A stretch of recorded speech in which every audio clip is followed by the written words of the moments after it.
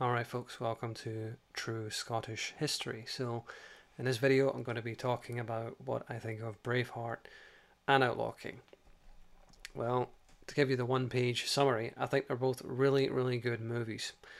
I think Braveheart is a superior movie, a better piece of entertainment, but in terms of historical accuracy, Outlaw King is leagues ahead of Braveheart. It really is. Now, start with Braveheart first.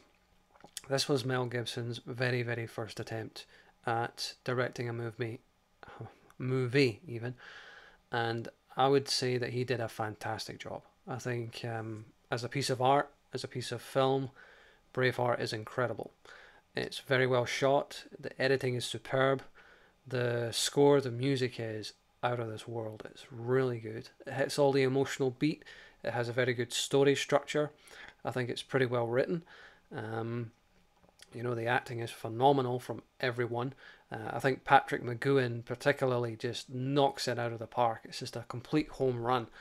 I don't think there's one letdown in the entire cast. I don't have a complaint about Braveheart in terms of being a movie, and if you're just judging it on that level, I'd say it's a 10 out of 10. However, in terms of historical accuracy, I think it sucks. Yeah, it's pretty awful. Now, I don't get this what Randall Wallace was saying about capturing a spirit of William Wallace and all this sort of thing. And yeah, when he went to make We Were Soldiers several years later, it was very focused on accuracy. So why was Braveheart completely inaccurate and We Were Soldiers completely dedicated to being as accurate as possible? That one's very confusing to me, because it's the same team. It's Randall Wallace and Mel Gibson. So I really have to scratch my head at that one, what their logic was there. Almost nothing that you see in the movie Braveheart was really for real. Like, if it happened quite a bit differently. For example, Wallace was not a Highlander.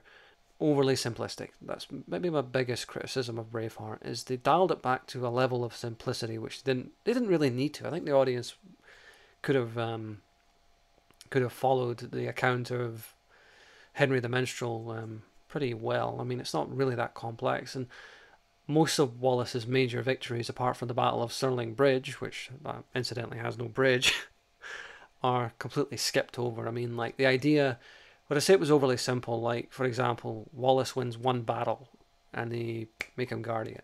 Just like that. Now, Wallace won many battles in real life before they made him the Guardian of Scotland. It was after the victory at Stirling Bridge, granted, but, Wallace won many battles. He didn't just win one and, like, they practically made him the king. It wasn't as simple as that.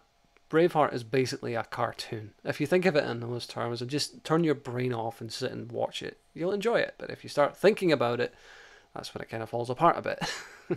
Wallace was married, but the whole circumstances surrounding it were totally different. He was married not to a farmer's daughter, but to, like, a noblewoman. She was within the aristocracy even. She was described as being a high-born lady, so her family were quite wealthy and powerful.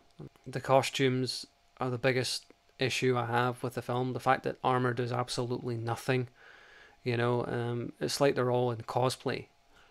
The Scots wearing, like, practically no armour can defeat a much larger English army who are fully equipped. It's totally ridiculous. In real life, Wallace and his men would steal English armour and equipment and weapons every single chance they got, because why would you not? He's fighting a guerrilla war.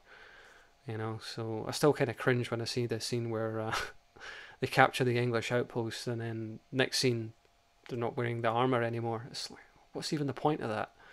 What's the point of throwing this armour away and not wearing it? I mean, the biggest sin in terms of the Scottish armour is that they did an even more ridiculous version of it in Game of Thrones for the Starks. I mean, what is this armour that Ned Stark and Jon Snow and Robb Stark are wearing? It doesn't even look like armour, and it doesn't do anything, unsurprisingly. Wallace did not have an affair with Princess Isabella, or any French princess for that matter. he did meet with Queen Margaret, who was King Edward's second wife, so it's based on that, but they didn't have any kind of romantic or physical liaison, shall we say. In terms of a movie, 10 out of 10. In terms of historical accuracy, 2 out of 10, maybe 1. I mean, it's shockingly bad. As for Outlaw King, I would say in terms of being a movie, like I said, not quite as good as Braveheart, but I'd give it an 8 out of 10. I think Christopher Pine did a really good job as the king. I have no issue with his accent. I think he did a great job. I mean, I couldn't picture the actor who played Captain Kirk being the King of Scots, but he took that ball and he really ran with it. His character's relatable and the motivations are very clear, and it's much closer to real events. It's not totally without things which are a bit odd and ridiculous, like Robert the Bruce letting Edward II leave at the end of the film after he's just won the Battle of Loudon Hill. You know, that made absolutely no sense. The timeline is a bit compressed as well. Outlaw King certainly feels a lot more authentic. You know, the level, like I said, of wealth and sophistication is so much better. They really went to a lot of effort in Outlaw King to make it far more, and I mean like far more accurate in terms of like, well, you know, when you see Berwick, for example, you see like buildings as they were back then. It looks just so much better.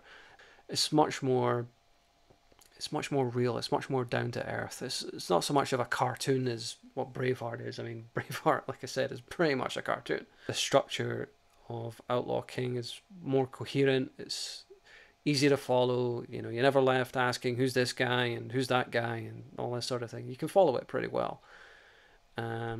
You know, and I like the fact that it ends at the Battle of Loudon Hill, and it takes place over the course of a year. And you see the beauty of Scotland, the Scottish Islands, and all this, you know, the Highlands, and it really is.